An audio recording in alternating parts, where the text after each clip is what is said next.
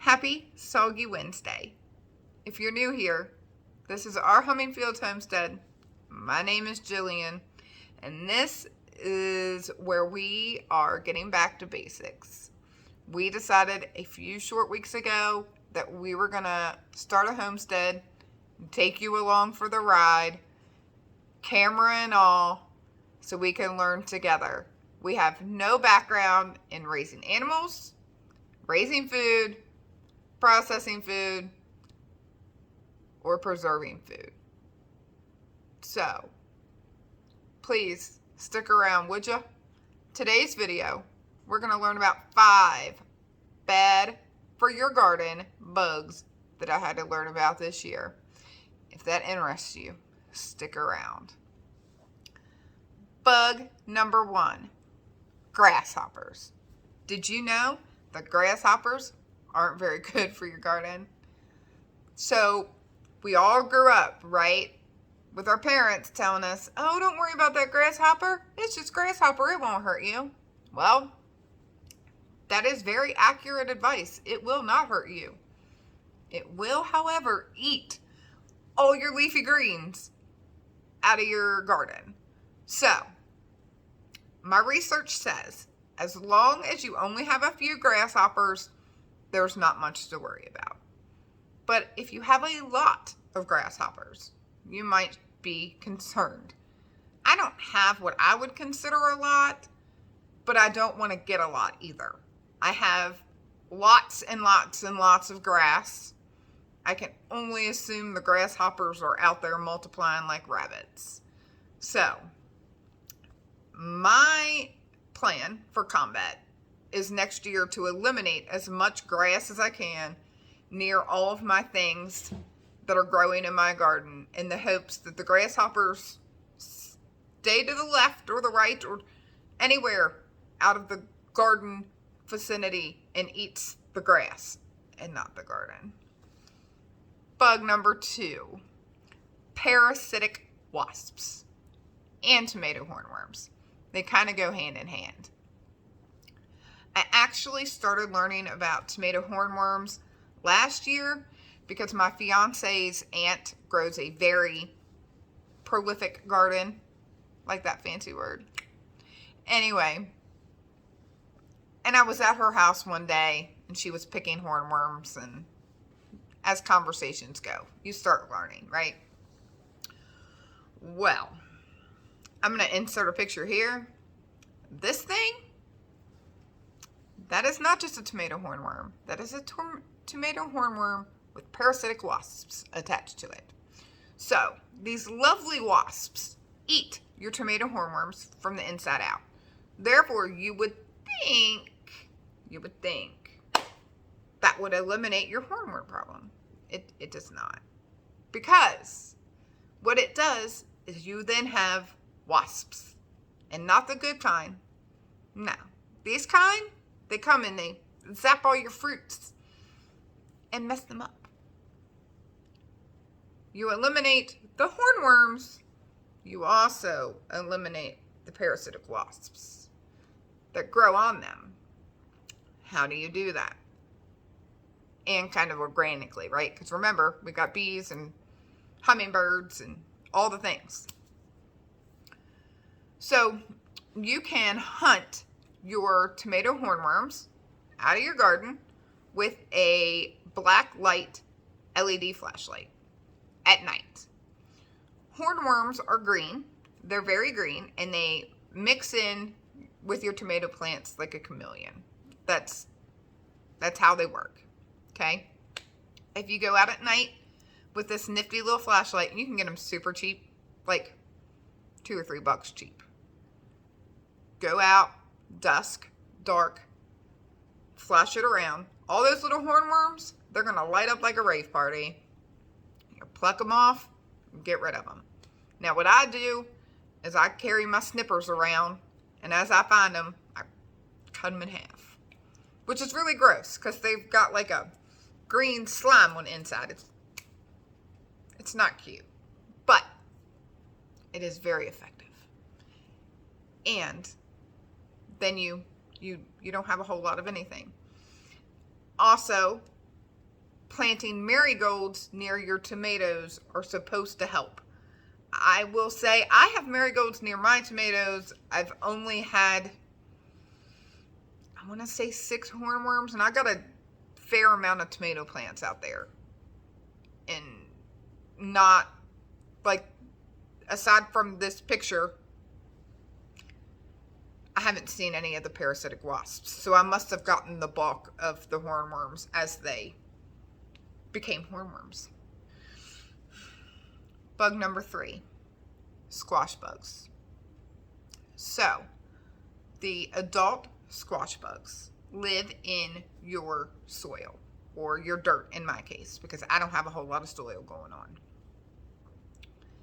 They come up, they lay their eggs on, mostly on the underside of your squash plants leaves. Sometimes you'll find them on top, but mostly they're on the bottom. The eggs will hatch. They will release a bazillion little squash bug babies.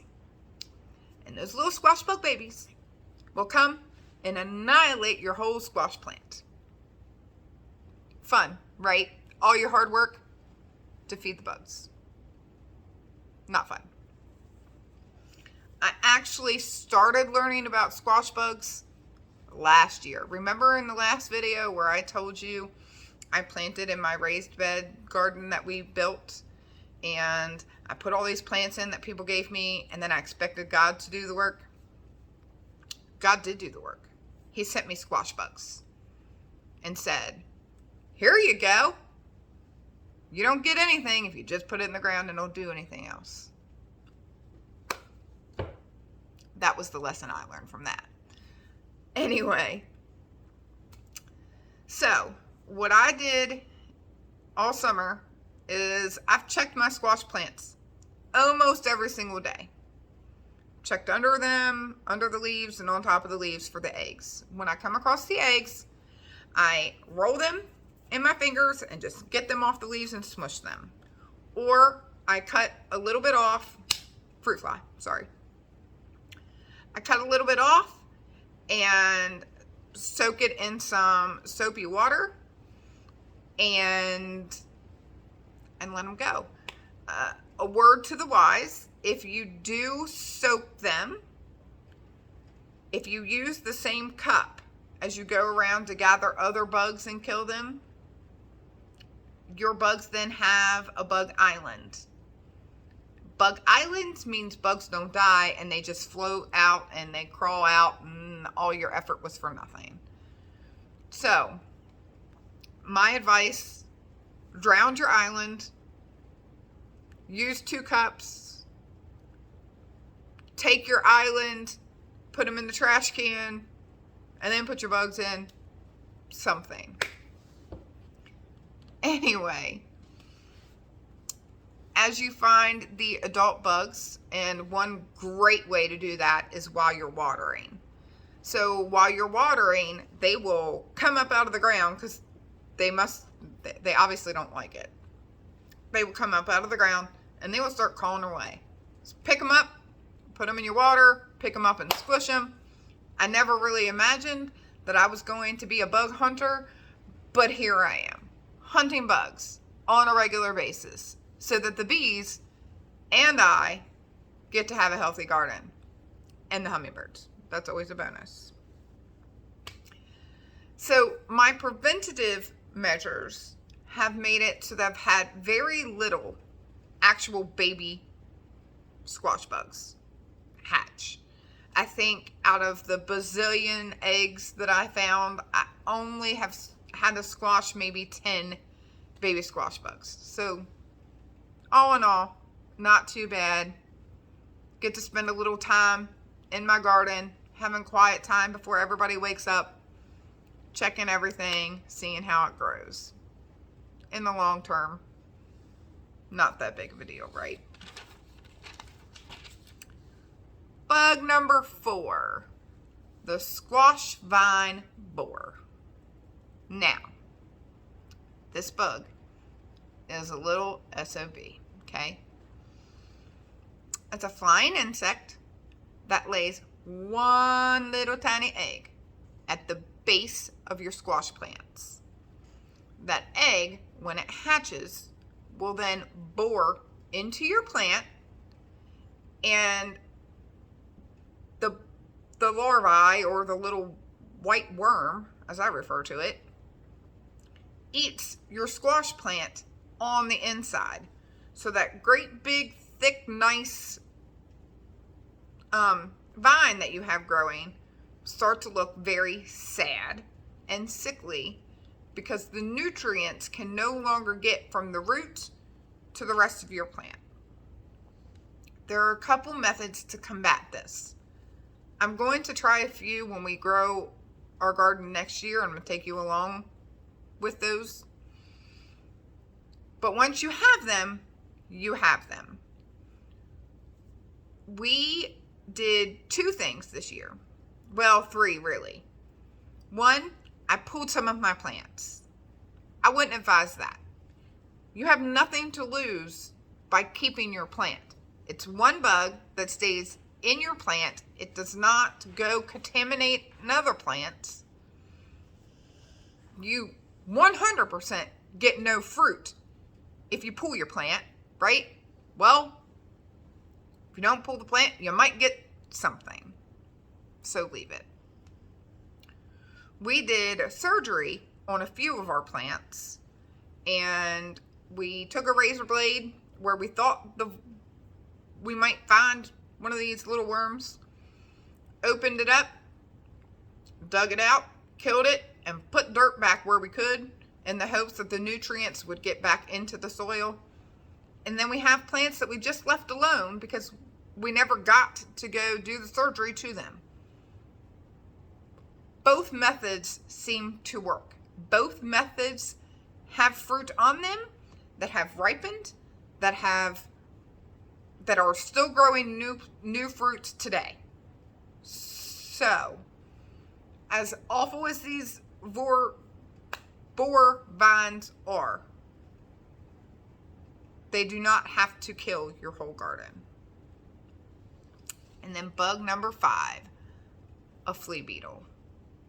Flea beetles, in and of themselves, especially if you only have a few, are kind of like grasshoppers. They're not going to hurt too awful much. You're going to get a couple holes and a couple leaves. All in all, not a whole lot. Okay? However, flea beetle can, if you have disease somewhere in your garden, spread that disease to other plants that wouldn't get that disease had you not had the flea beetles. I didn't really find any way to kill the flea beetles or prevent the flea beetles. I did apply every once in a while, if I felt like there was a lot of them, some soapy water or neem oil. But they kind of were still there, just not as much. Now you could do a little DE. That would also help because it would get under that shell and essentially kill them. But remember, everything you do in your garden to get rid of a bad bug is going to prevent also a good bug. And I really, really, really would like my garden to self-manage itself. So if I don't have to add any of those extra things to my garden, I think in the end, my bees and my hummingbirds and all my pollinators and all the good bugs that are to come and will take care of the bad bugs will all be better for it. So I'm trying really hard not to use any of those things, in the hopes the good bugs will come, the spiders, the ladybugs, the birds that actually eat the bugs, because my hummingbirds do not eat the bugs. Anyway, it will all regulate itself. That is my hope. But there is sure to be a follow-up video, because while I was creating everything to go with this video, there's at least 3 or 4, maybe even 5 we lost power, which means I lost my extra light for my computer till it boots up. Anyway, until next time, I thank you for following along. And if you haven't yet, could you hit the subscribe button? It's down in the corner. If you don't see it, just open me up all the way and it'll pop up. Until next time.